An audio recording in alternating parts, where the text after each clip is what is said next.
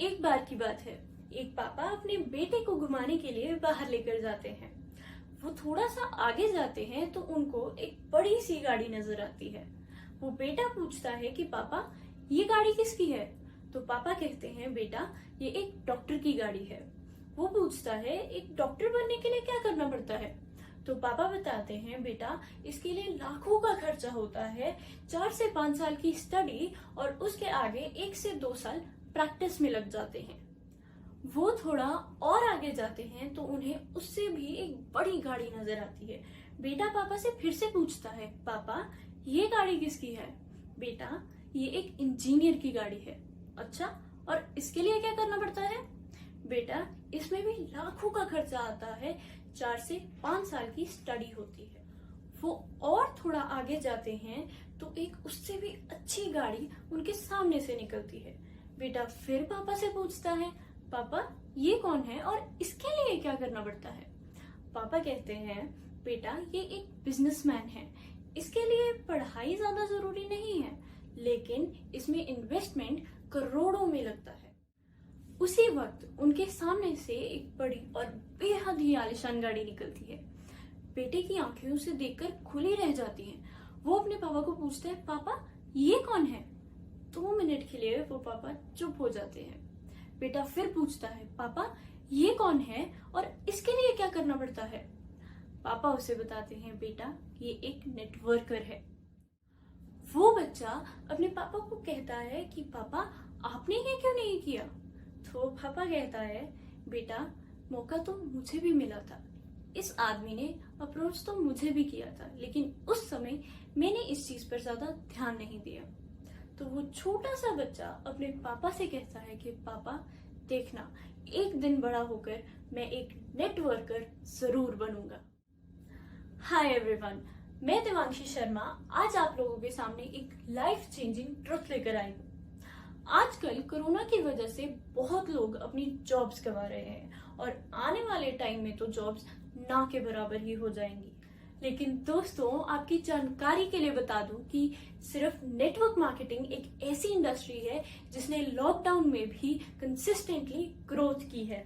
Even government of India ने ये बात जान ली है और उन्होंने इस डायरेक्ट सेलिंग इंडस्ट्री के लिए 9 सितंबर 2016 को एक एसोसिएशन तैयार की जो कि इस डायरेक्ट सेलिंग इंडस्ट्री के लिए गाइडलाइंस जारी करता है।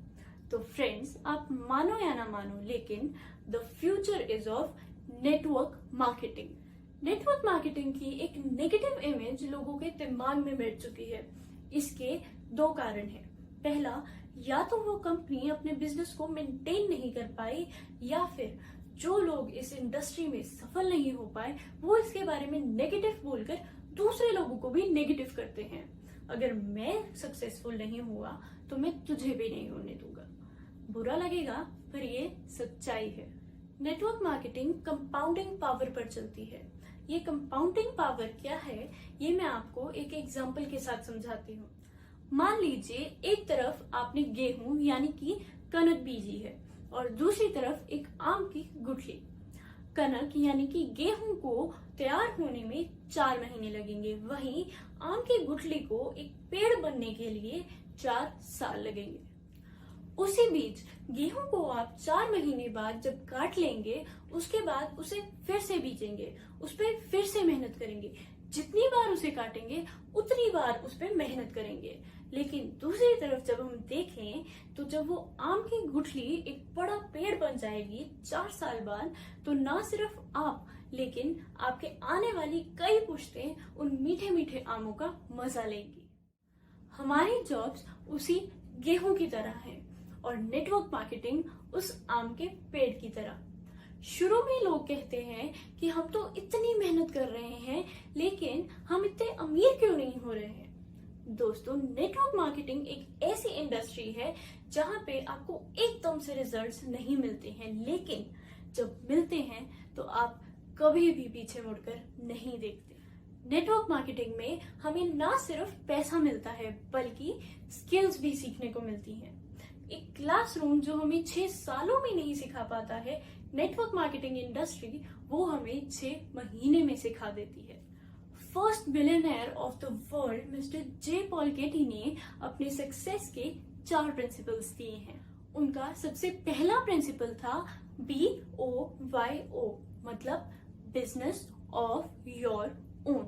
उनका कहना था कि आपका एक खुद का बिजनेस होना चाहिए। जॉब इज जस्ट ओबे योर बॉस। उससे आप एक सिंपल लाइफस्टाइल तो जी सकते हो, लेकिन एक ग्रैंड लाइफस्टाइल नहीं।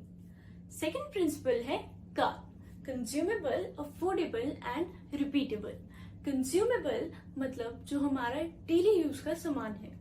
अफोर्डेबल मतलब जो हर किसी की पॉकेट को सूट करे। रिपीटेबल जो बार बार यूज हो। Third principal is diversification. Diversification का मतलब होता है कि एक सोर्स से नहीं, एक से ज्यादा सोर्सेज से होना। फॉर एग्जाम्पल, मान लीजिए कि एक सोर्स से हमें 100 रुपए आते हैं और दूसरी तरफ 100 अलग अलग सोर्सेज से हमें 1-1 रुपए आते हैं। दोनों की इनकम 100 रुपीज है। मान लीजिए जो एक सोर्स वाली इनकम है उसमें कोई प्रॉब्लम आ जाती है तो हमारे 100 के 100 रुपीज जो होते हैं वो खराब हो जाते हैं। लेकिन उसी तरफ हम अगर 100 सोर्सेज की तरफ देखें तो उनमें से अगर सिर्फ 10 सोर्सेज में भी कोई प्रॉब्लम आ जाती है तो एटलीस्ट हमारे जो 90 रुपए हैं वो सेफ रहते हैं।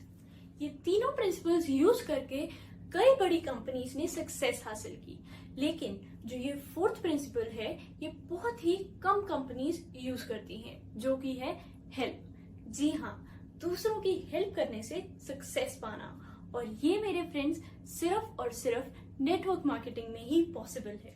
और इन सभी प्रिंसिपल्स को HHI यानी हैप्पी हेल्थ इंडिया 100% पूरा करता है। जैसे कि first principle, business of your own.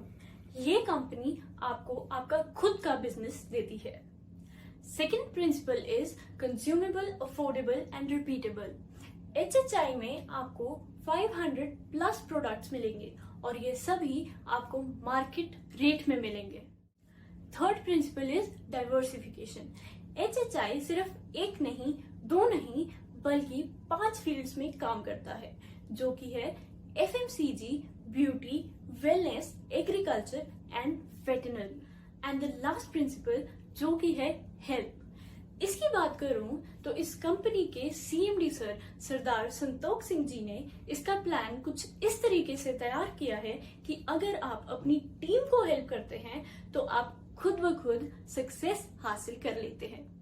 तो फ्रेंड्स, हैप्पी हेल्थ इंडिया एक गोल्डन अपॉर्चुनिटी है स्पेशली यूथ के लिए। और इस अपॉर्चुनिटी से हम न सिर्फ खुद को बल्कि अपने आने वाली जनरेशन्स को भी सिक्योर कर देंगे। Thank you for watching my video.